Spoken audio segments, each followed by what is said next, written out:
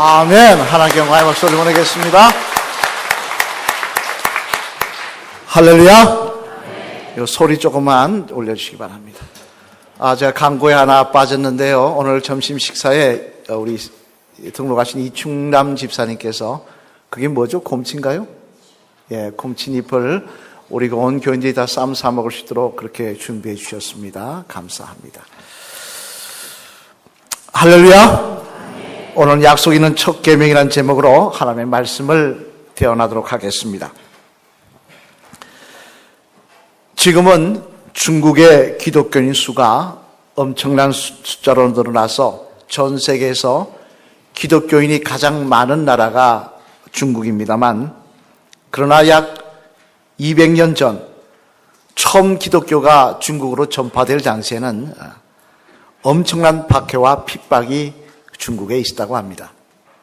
어느 나라든 기독교가 처음 전파될 때 핍박과 박해가 있기 마련입니다만 중국도 그 전철을 밟아갔는데, 그런데 이런 난관 속에서도 기독교가 중국인들의 마음을 열기를 시작했습니다만, 내가 왜 열었느냐, 어떤 내용으로 중국인들이 마음을 열기 시작했냐 하니까 아이러니컬하게도 십자가에서 예수님께서 우리의 죄를 지시고 대신 달려 돌아가셨다는 그 복음 때문에 이들이 문을 연 건 아니라는 것입니다.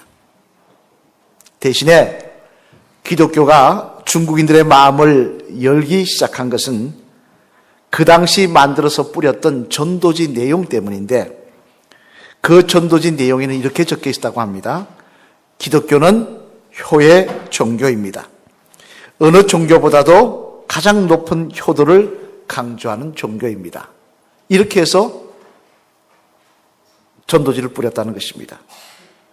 그렇지 않아도 유교 영향 때문에 효에 대해서 굉장히 민감한 중국인들은 이 전단지를 보고 기독교는 효를 중시하는 종교구나 라는 생각에 기독교에 대한 마음을 열기 시작했다는 것입니다.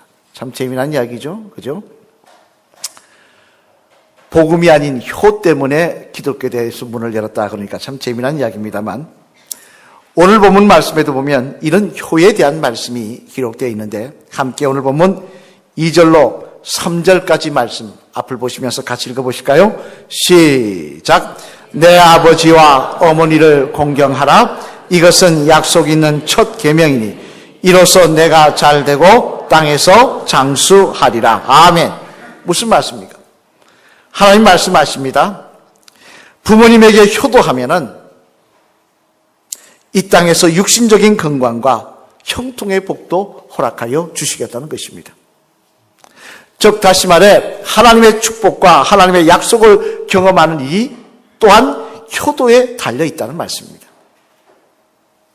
그만큼 하나님은 효도를 귀하게 보신다는 말씀입니다만, 하지만 성경에 보면 효도에 대한 하나님의 말씀은 이것만이 아닙니다. 당장 마태복음 15장 1절 이하에 보면요, 바리새인들이 사람들에게 이렇게 이야기를 합니다. 너가 만약에 부모님께 드릴 게 있는데 그걸 하나님께 드려야 되는 그런 상황이 된다고 한다면 하나님께 드려도 된다. 그리고 부모님에게는 안 드려도 된다. 왜? 하나님께 드렸으니까. 이렇게 가르쳤다는 것입니다. 하나님의 사업을 위해서는 부모님에게 조금 소홀해도 된다는 그런 내용을 가르쳤다는 것입니다만, 그러자 이런 말을 들은 예수님은 뭐라고 그들에게 말씀하십니까? 마태복음 15장 6절 말씀 앞에 보시면서 같이 한번 읽어보실까요? 시작. 그 부모를 공경할 것이 없다 하여 너희의 전통으로 하나님의 말씀을 폐하는도다. 또 마태복음 15장 9절 말씀 읽어보시겠습니다. 시작. 사람의 계명으로 교훈을 삼아 가르치니 나를 헛되이 경배하는도다 하였느니라 하시고. 아멘. 무슨 말씀입니까? 예수님 말씀하십니다. 부모에게 효도하는 것이 해도 되고 안 해도 되는 것이 아니라 하나님의 계명 중에 중요한 계명이라는 것입니다. 어떤 피겨도 소홀히 될 수 없는 계명이라는 것입니다. 심지어 또 뭐라고 말씀하시느냐? 너희가 하나님 앞에 부모님 앞에 불의하면은 하나님께서 너희가 드리는 예배도 경배도 받지 않으시겠다는 것입니다. 이 얼마나 기가 막힌 이야기입니까? 부모님에게 좀 잘못해도 하나님께만 잘하면 될 줄 알았는데 부모님에게 잘못하면 하나님 그 자녀가 드리는 예배를 하나님 받지 않으신다는 거예요. 이만큼 하나님은 효를 중요시하게 생각하고 효를 귀하게 생각하시는 우리 아버지십니다만, 그러면 어떻게 하는 것이 성도로서 하나님이 원하시는 모습으로 부모님에게 효도하는 일일까요? 어떻게 효도하는 것이 하나님이 우리에게 기대하시는 일일까요? 오늘 이 말씀을 통해 부모님을 향한 우리들의 효도의 모습을 돌아보시는 시간이 되시기를 주님의 이름으로 축원을 드립니다. 그러면 어떻게 하는 것이 하나님이 원하시는 모습으로 부모님에게 효도하는 삶을 사는 것일까? 그 내용을 오늘 본문 중심으로 살펴보면, 먼저 첫째, 앞을 보시면서 같이 읽겠습니다. 시작. 부모님에게 주 안에서 순종하는 것입니다. 어떻게 하라고요? 주 안에서 순종하라는 것입니다. 오늘 본문 1절 말씀 한번 같이 읽어보시겠습니다. 시작. 자녀들아, 주 안에서 너희 부모에게 순종하라. 이것이 옳으니라. 아멘. 무슨 말씀입니까? 부모님이 무슨 말씀을 하시든지 주님 안에서 잘못된 것이 아니라고 한다면 그 말씀에 예라고 순종하는 모습이 있어야 된다는 것입니다. 그게 바로 효도의 시작이라는 것입니다.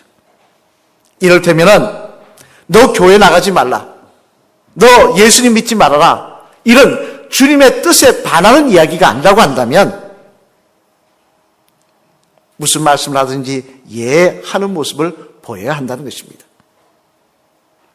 종교개혁가였던 마틴 루터 목사님은 이런 말을 했습니다. 부모님은 세상에서 하나님을 대신하는 분이십니다. 무슨 말인가 하니 우리들의 부모님은 하나님이 그러시듯이 항상 당신의 자녀들이 잘 되기를 사모하며 이를 위해 눈물로 기도하시고 이를 위해 헌신하시는 분이시기 때문에 그렇다는 것입니다. 이는 심지어 여러분, 부모가 악하게 살았다고 해도 마찬가지입니다. 아무리 자신은 악하게 살았다 하더라도 부모님은 어떻습니까? 내 자식은 착하게 살길 바라는 겁니다. 나는 거짓되이 살았더라도 내 자식만은 진실하게 살길 바라는 게 부모들이라는 것입니다. 나는 주저앉고 실패했더라도 자녀만은 성공하길 바라고 일어서길 바라는 게 부모 마음이더라는 것입니다. 따라서 우리는 부모의 허물을 잡아 흉보기보다는 나를 사랑하셔서 나에게 말씀하시는 그 말씀에 순종하는 모습이 있어야 한다는 것입니다.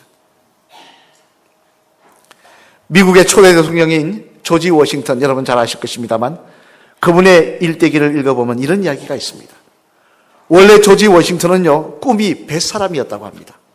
어릴 때 배를 타고, 마드로스라 그러죠, 배를 타고 다니면서 선장되는 것이 꿈이었다는 겁니다. 그래서 사람들에게 말하기를 나는 먼저 이제 나이가 좀 들면 선원이 될 것입니다. 그리고 선원이 돼서 나중에 선장이 되어 바다를 헤치며 살 것입니다. 라고 말을 했다고 하는 것입니다. 이제 청소년 때가 지나가자 그는 그 꿈을 이루기 위해서 드디어 보따리를 싸들고 배를 타려고 집을 떠나려고 합니다. 만나는 사람들에게 이야기합니다. 이제 내가 배를 타러 갑니다. 잘 계세요. 잘 계세요. 마지막으로 어머니를 만나서 인사를 드리는데, 어머니, 저 배 타러 가겠습니다. 그동안 잘 계세요. 그러자 어머니는 그런 아들에게 차마 안 된다라고 말씀은 못 하시고 그냥 아들 손만 잡고 마냥 울기만 하시는 것입니다. 그 모습을 바라보던 조지는 이런 생각을 했다고 합니다. 아무리 내게 좋은 일이라 하더라도, 내가 좋아하는 일이라고 하더라도 어머니를 슬프게 하면서까지, 어머니 눈에 눈물을 흘리게 하면서까지 내 꿈을 쫓을 수는 없는 일이다. 또한 어머니께서 이처럼 반대하신 데에는 이유가 있으리라. 그러고는 짐을 풀고 어머니 곁에 머물게 되었다는 것입니다.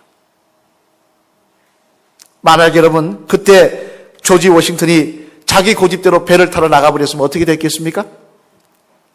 그는 기껏 잘해야 미국 근해를 오가는 고깃배 선장이 되고 말았을 것입니다. 대신 내 어머니는 나보다 더 경륜이 있고 지혜로우시니까 내가 그분의 뜻을 따르리라, 내가 순종하리라 했던 그 순종이 결국 고깃배 선장이 되어야 됐던 조지 워싱턴을 미국의 초대 대통령으로 만드는 계기가 되었다는 것입니다.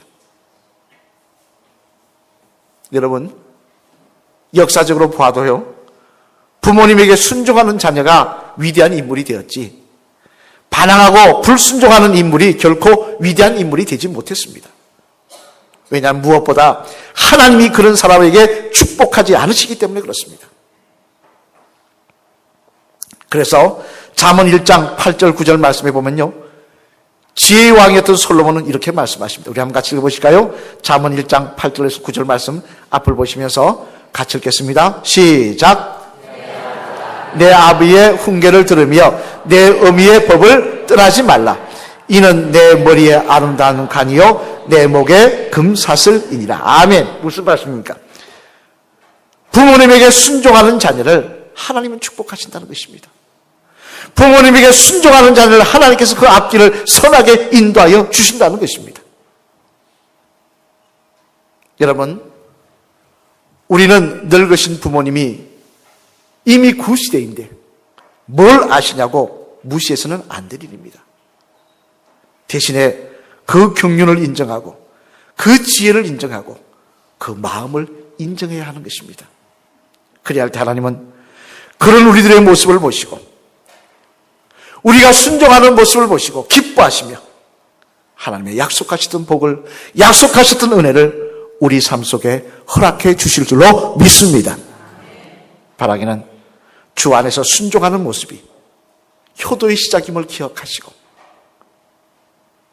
부모님의 모습 말씀하실 때 뭘 그러냐고, 뭘 아시냐고 할 게 아니라 예 라고 대답할 수 있는 그런 저와 여러분 되셔서 그러한 모습이 하나님이 기억하시고 우리의 머릿속에 금멸관을 세워주시고 금사슬로 우리를 인도하여 주시는 그 은혜가 저와 여러분의 간증이 되시기를 주님의 이름으로 간절히 축원을 드립니다.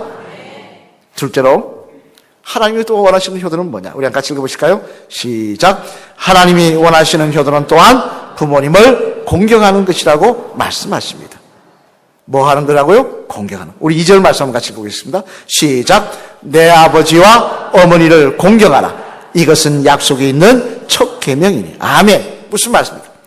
부모님을 공경하는 것이 또한 하나님이 말씀하시는 계명을 지키는 것이라는 것입니다. 그러면 여러분, 부모님을 공경한다는 것이 무엇을 의미하는 겁니까? 어떻게 하는 것이 부모님을 공경하는 것입니까? 우리 공경해야 된다 말은 잘 하면서도 그 뜻을 제대로 몰라 제대로 행하지 않을 때가 많이 있는 것이 사실입니다만, 성경에 보면 공경이라는 말은 단순히 정중하게 섬긴다, 잘 부양한다 라는 의미만 있는 게 아닙니다. 잘 부양한다는 것은 기본적인 의미이고, 또 하나 그 공경이라는 말에는 부모님을 높인다, 부모님을 기쁘시게 한다 라는, 부모님을 기뻐한다 라는 뜻이 있습니다. 즉 부모님에게 일용할 양식을 되어드리고 좋은 집에 살게 해드리는 것만이 부모님을 공경하는 것이 아니라, 명절이라고 돈 몇 푼 집어드리는 것이 그게 부모님을 공경하는 것이 아니라, 부모님을 높이며 부모님을 기쁘시게 만드는 것이 진정 공경이라는 것입니다. 이를 더 보다 구체적으로 생각해 보면요, 먼저 부모님을 항상 즐겁게 해드리려고 노력해야 한다는 것입니다. 잠언 23장 25절 말씀 우리 한번 같이 읽어보실까요? 앞을 보시면서 시작. 내 부모를 즐겁게 하며 너를 낳은 어미를 기쁘게 하라. 아멘. 자녀가 어떻게 하는 것이 부모를 공경하는 것이냐? 부모님을 기쁘게 해드리는 것이 공경이라는 것입니다. 그러면 어떻게 부모님 기쁘게 할 수 있습니까? 용돈 많이 드리면 될까요? 좋은 호텔에 가서 식사 드리면 될까요? 아닙니다. 물론 그것도 필요할 것입니다. 그러나 효를 연구한 학자들의 이야기는 이렇습니다. 물론 용돈도 좋지만 그것보다 자주 찾아뵙고 말씀을 들어드리는 것이 연세 많으신 분들을 가장 기쁘게 한다는 것입니다. 특히 부모님을 만날 때 그 손을 꽉 잡아드리고 진지하게 말씀을 들으면서 무슨 말씀을 하시든지 아이고 맨날 똑같은 말씀 좀 그만하세요. 말도 안 되는 이야기 하지 마세요. 그건 옛날 이야기예요. 이렇게 역정내는 것이 아니라 참 귀하신 말씀입니다. 어머니 말씀이 맞습니다. 이게 지켜드리는 것이 부모님을 기쁘게 하는 일이라는 것입니다. 다른 교회 있을 때 신방을 가다가 권사님에게 들은 이야기입니다만 요즘 며느리들은요, 할아버지 할머니가 가서 손주들을 안아주려고 그러면 그런답니다. 어머니 손 씻으셨어요? 아이에게 병균온가요? 그런다는 겁니다. 음식 먹으면서 이렇게 좀 해주려고 하면 어머니 그 더러운 침 묻은 거 하지 마세요. 이렇게 한다는 겁니다. 저는 그 이야기 들으면서 그런 생각을 했습니다. 자기는 안 들라? 자기가 늙어서 아들 며느리에게 똑같은 일을 당한다면 얼마나 기가 막힐까? 여러분, 사람은 자기가 심은 대로 거두는 것입니다. 미국 뉴욕주에 가면요, 뉴욕 대학교가 있습니다만 그 대학에 돌레스 트레저라는 박사가 있습니다. 그분은 이 감각에 대해서 연구하는 분인데 사람의 손에는요 500만 개의 감촉을 느낄 수 있는 기관이 있다고 합니다. 500개도 아니고 500만 개가. 그래서 이 감촉을 가진 손을 서로가 따뜻한 사랑을 가지고 남의 손을 잡아주면요 어떤 일이 일어나느냐, 혈액 속에 있는 헤모글로빈의 산소 운반 능력을 극대화시킨다는 거예요. 그래서 몸이 재생하고 건강해지는데, 피부가 건강해지는데 큰 역할을 한다는 것입니다. 우리 한번 옆에 분 손잡아 보실까요? 사랑의 마음을 듬뿍 담아서 한번 꼭 잡아보시기 바랍니다. 미워하는 마음으로 잘 되나 보자 하지 마시고 정말 사랑의 마음을 잡고 꼭 잡아보시기 바랍니다. 이렇게 하면 재생 능력이, 내 육신이, 세포가 건강해지는 역사가 일어난다는 것입니다. 여러분, 진정 부모님이 건강하게 오래 사시길 원하신다면 자주 찾아뵙고, 연세가 드셔서 이제는 볼품이 없으신 그 손을 지금처럼 사랑으로 꼭 잡아드리면서 무슨 말씀을 해도 예, 맞습니다, 어머니. 어머니가 그렇게 생각하시네요. 진지하게 들어드리며 격려해 드릴 때 우리 부모님은 큰 힘을 얻고 위로를 받고 소망을 얻고 기쁨을 맛보게 될 줄로 믿습니다. 또 하나, 부모님을 높여드리는 공격은 뭐냐? 자녀로서 부모님의 인생을 자랑스럽게 생각하는 것입니다. 친구에게 들은 이야기입니다만 그 친구가 다니던 학교 선생님 중에 한 분이 이런 말씀을 하시더라고 합니다. 그 선생님은 젊어서 홀로 된 어머니 밑에서 외동아들로 컸습니다. 말 그대로 젊어 홀로 된 어머니의 외아들로 컸다는 것입니다. 어머님, 이 아들이 잘못될까, 못 먹을까, 자기는 헐벗으면서도 아이에게 좋은 음식 대접하고 좋은 옷 입히며 그렇게 애쓰던 분이셨습니다. 우리나라 어머니들이 그렇지 않습니까? 이제 아들이 공부를 조금 잘해서 서울로 유학 보내가지고 서울에 대학 들어가게 해갖고 자기는 못 먹으면서 그 아이 뒷바라지하는 어머니였는데, 아들이 서울 가더니 연락이 별로 없어요. 얘가 잘 지내나 궁금해서 서울로 올라옵니다. 올라왔지만 시골 아주머니가 주소 하나 갖고 아들 하숙집 찾아가는 게 쉽겠습니까? 없으니까 할 수 없이 학교 정문에 서 있습니다. 하루 종일 애가 언제 나오나 그것만 보고 서 있는 겁니다. 드디어 한나절을 기다렸더니 아들이 여자친구하고 같이 나옵니다. 아들을 보니까 반가워서 아들에게 달려가니까 그 여자친구가 아들에게 묻습니다. 누구야? 그러니까 아들은 초라한 시골 아주머니의 모습인 어머니를 보면서 이렇게 말했다는 겁니다. 아, 우리 집 식모야. 그랬다는 것입니다.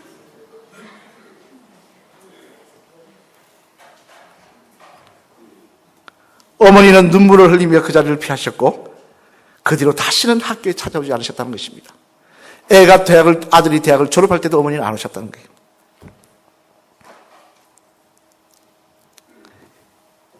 이제 자신이 머리가 흰머리 되어서 그 모교 앞을 지날 때마다 이런 후회를 한다고 합니다. 내가 그때 왜 우리 어머니를 그렇게 말했을까? 내가 왜 나를 위해 한평생 희생하신 우리 어머니 가슴에 무엇을 박았을까? 이제 후회해도 이미 돌아가신 어머니가 다시 올 수 없으니 그 일이 지금도 가슴이 아프다. 그 말씀을 어버이날에 들려주시더라는 것입니다. 여러분, 늙으신 부모님을 부끄러워하지 마시기를 바랍니다. 나를 위해 평생 수고하시다가 늙으신 모습이 아무리 초라하기로서니 그토록 보기 싫은 것입니까? 그토록 추한 것입니까? 시골 할아버지 할머니 좀 멀리 떨어지라고 창피하다고 그래야 될 일입니까? 그 주름과 그 고부러진 허리는 다 나 때문에 생긴 것임을 알아야 하는 것입니다. 이제 여러분에게 묻겠습니다. 여러분은 여러분의 인생에 있어서 부모님 때문에 후회할 일이 없으십니까? 지나고 나서 그 자리에 있어서 왜 내가 그때 그렇게 했을까? 눈물을 흘리며 후회하실 일은 없으시냐는 말씀입니다. 시간이 지난 다음에 눈물을 흘려봐야 아무 소용이 없는 것입니다. 이미 지나간 세월은 돌이킬 수가 없는 것입니다. 여러분, 우리는요, 내 부모님의 자녀로 태어났음을 자랑스럽게 생각해야 됩니다. 그분이 나의 부모님을 기뻐해야 합니다. 그분이 비록 초라하고 보잘것없다고 할지라도, 비록 못 배웠다고 할지라도 내 부모님을 자랑스럽게 생각하며 그분 때문에 기뻐하는 모습이 있을 때 그 모습이 부모님을 공경하는 시작이 될 줄로 믿습니다. 사랑하는 성도 여러분, 우리는 신앙생활을 하면서 야곱의 삶을 항상 기억해야 합니다. 그는 얄팍한 수로 아버지와 형을 속이는 인생을 살았습니다. 그랬더니 어떻게 됐습니까? 결국 똑같은 일을 아들에게 보복을 받습니다. 아들들에게 속임을 당해 오랜 세월 살아가는 아들 요셉이 죽은 줄 알고 눈물로 세월을 보내더라는 것입니다. 혹 자녀들이 말을 듣지 않거든 곰곰이 생각해 보시기 바랍니다. 이 일이 어디서부터 비롯되었던가? 어째서 내 자녀가 이렇게 비뚤어졌는가? 심은 대로 거둔다고 성경은 분명히 말씀하십니다. 나 자신이 먼저 깊이 회개하고 부모님을 공경하는 신앙적인 효의 모습이 회복될 때 하나님은 그런 우리를 축복하시고 우리 자녀들 통하여 그 은혜를 다시 거두게 하실 줄로 믿습니다. 혹 부모님 돌아가신 분이 계시다고 한다면 부모님 위해서 기도하시며 주변에 연세 많으신 우리 성도님들을 우리 교우님들을 어버이처럼 공경하시길 바랍니다. 그 모습이 결국 내 자녀를 통하여 내가 거두는 열매가 될 것입니다. 우리 한번 마주보시면 하나 하실까요? 우리 마주보시면서 집사님 먼저 부모님께 효도하는 삶을 사시기 바랍니다. 그래야 할 때 집사님의 가정이 잘 되고 땅에서 장수하는 축복을 누릴 줄 믿습니다. 할렐루야. 그렇게 살고 있는 것 같습니까? 안 봐서 어떻게 압니까? 안 봐서 모르죠. 오늘 보면 1절로 3절 말씀 우리 다시 한번 읽어보실까요? 앞을 보시면서 같이 읽겠습니다. 시작. 자녀들아 주 안에서 너희 부모에게 순종하라. 이것이 옳으니라. 내 아버지와 어머니를 공경하라. 이것은 약속이 있는 첫 계명이니 이로써 내가 잘되고 땅에서 장수하리라. 아멘. 하나님의 약속의 말씀입니다. 주 안에서 너희 부모에게 순종하라. 내 아버지와 어머니를 공경하라. 이것이 하나님의 약속을 받는 첫 계명이니 이로써 내가 잘되고 땅에서 장수하리라. 무엇이 잘못되었는지 돌아보시기 바랍니다. 무엇이 내 삶 속에 꼬여버렸는지 돌아보시기 바랍니다. 바라기는 다시 한번 부모님에게 순종하며 공경하는 신앙의 효를 회복하셔서 그 모습이 여러분에게 돌아오는 하나님의 축복이 되시기를, 여러분의 자녀를 통하여 거두게 되는 하나님의 은혜의 열매가 되시기를 주님의 이름으로 간절히 축원을 드립니다. 우리 찬양하시